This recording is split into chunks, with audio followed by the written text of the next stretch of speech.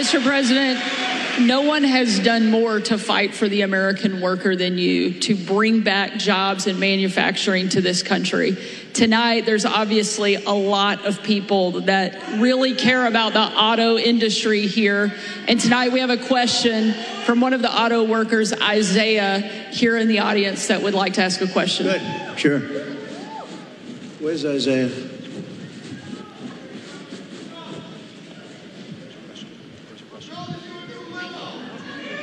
Thank you.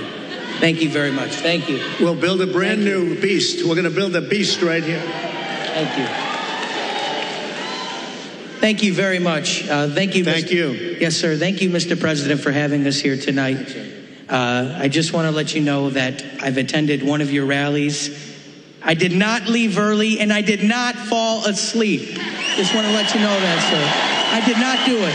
I did not do it. I didn't see anybody else doing it either, sir. My name is Isaiah. I'm a third-generation UAW worker, working hard to build trucks here in America. Yes, yes. Get ready. You're going to be doing plenty of it. Thank you, sir. Thank you, sir. I work for Ford, and you actually came and visited the plant that I work at. That's right. You did. And my question to you, sir, is what do you see as the major threats to the future of Michigan manufacturing auto working jobs, and what will you do to eliminate those threats, sir? Okay, so I'll get into another little bit of a long answer, because when you say major threat, to me we have one really major threat. That's called nuclear weapons. We have other countries that are hostile to us. They don't have to be hostile to us. I always say if you have a smart president, you'll never have a problem with China, Russia, or any of them, okay? I got along great with Putin. I got along great with President Xi. I got along great with Kim Jong-un of North Korea. Everybody said, oh, you can't get along with him. He liked me. I got along great with him, and he has a lot of nuclear force. But you essentially have 5 countries, and you're going to have more. Whether you like it or not, you're going to have more. It's the single biggest threat to the world, not only Michigan, to the world. And you're not going to care so much about making cars if that stuff starts happening. And we have people that are not good at negotiation. The war should have never happened. President Biden, I want to be nice. He was so nice to me yesterday, but in one way, I sort of wish the call wasn't made, because I do feel he's so nice. I'm so sorry about what happened and all that. But I have to lay it out. We have very important, and the same with Kamala today. She could not have been nicer. But the fact is, we have to have people that are respected by the opponent, by the other side, by other countries that have this. Even Pakistan has nuclear weapons. We have countries. India has a lot of nuclear force. We have countries that have tremendous nuclear power. And when I hear these people talking about global warming, that's the global warming you have to worry about. Not that the ocean's going to rise in 400 years, 1/8 of an inch, and you'll have more seafront property, right, if that happens. I said, is that good or bad? I said, isn't that a good thing? If I have a little property on the ocean, I have a little bit more property. I have a little bit more ocean. But the fact is that it's a tremendous problem. And we are closer to World War III today than we've ever been. And the difference is, and I say this a lot, this isn't army tanks going back and forth and shooting at each other. This is obliteration. The power of these weapons, and I'm the one that revived it, and I hated to do it. But, we had stuff that was 48 years old. They didn't even know if it worked. We have incredible stuff. So does Russia. China has much less, but they're going to catch up over 4 or 5 years. It's the single biggest threat by far to civilization.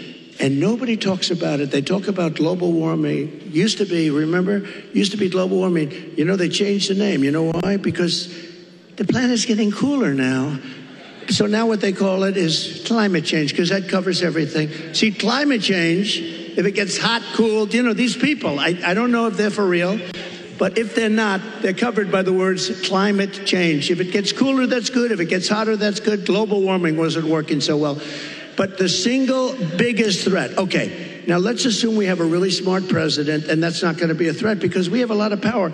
Doing business with China is a good thing, but you have to have a fair deal. Doing business with Russia, they have so much in terms of minerals and things. The size of their land mass is like 4 times bigger than the United States. The minerals and things they have, we can do great business, and you keep everybody happy. You can solve that problem. But let's talk about the local problem. The local problem is that you have countries stealing your business. Mexico is a very big one. Mexico, this year, we have a deficit with Mexico of $250 billion. Think of this. With Mexico, little Mexico, you think of it as a little innocent place. We're losing our ass to Mexico. China, you don't even have to talk about. We have over $1 trillion this year. I was charging them numbers that were unbelievable, and now he's just totally given up the ghost. And we're going to lose $1 trillion in deficits to China. $1 trillion. That's not sustainable. We're going to turn it all around, and we're going to do it through taxation and tariffs. It will be done in 24 hours, and it'll change the whole planet. Just so you know, Sarah, China became powerful because they charge. They don't call them tariffs. They call it a tax. They don't call it tariffs. The word tariff is a beautiful word to me, but to a lot of people that don't understand, it's not a beautiful word, because you have a lot of people that are paid off by these countries. They're taking care of these countries, and they don't care about destroying the United States. They want millions of dollars in fees and consultation, but we will, literally in a period of 24 hours, we can change the whole trading of the whole world. They've taken advantage of our country for years. I stopped it. I stopped so much of it. And then we had a focus on COVID, which a lot of people said was put in there for a reason. You know, it came out of the Wuhan lab, which I said right from the beginning, all of you know. It didn't come out of a cave. They said a cave. It didn't come from France. They blamed France. They blamed, I call it the China virus because I like to be accurate, you know. They call it the Spanish flu. They call it all different names when something comes from a country, except for China. We have to call it COVID. What the hell does COVID mean? The China virus. And a lot of people think they did that because they were not happy with me as president. I actually had a great relationship with President Xi, and in his own way, he probably liked me the most, but maybe or maybe not. I saw that Putin the other day endorsed Kamala, and you have to understand, these are major chess players. So when he endorses Kamala, he may say, well, I did that because I love you and it's better to be doing it. So who knows? But he endorsed Kamala, which is a little unusual. I was watching, I said, that's interesting. I think that's a good thing, isn't it? It really is. But look, we have to turn it around, and we can. We're going to have a reciprocal trade tax. We're going to have so if China charges 152%, which they do in a car, if we sell a car made here into China, which you don't do because the tax is too high, they say to all your companies and to others, and to Elon Musk, who gave us, he is a great guy. He gave me the strongest endorsement, and he's a really wonderful guy. But they say to him, we don't want your car unless you build your plant in China. And there's nothing wrong with saying that. That's smart people say that. We haven't said it for many years. I said it. We have a lot of plants going up with Apple and other things. I said, you got to build plants. You don't build plants here, we're going to put the tariffs on your products coming in from China. So we can do it quickly, but we're going to have what's called the Reciprocal Trade Act. Now, I dealt with a senator, a very good senator, actually, but he knows nothing about trade. I said, here's what I want to do, Senator. I want to take the reciprocal trade. If they charge us 100%, we charge them 100%. He said, you mean they charge us, we charge them? You got me. How simple could it be? It was sort of cool because he doesn't care. He's a senator, doesn't care about trade, but, you know. So we're going to call it the Trump Reciprocal Trade Act, or I'll leave the name Trump off as long as we do it.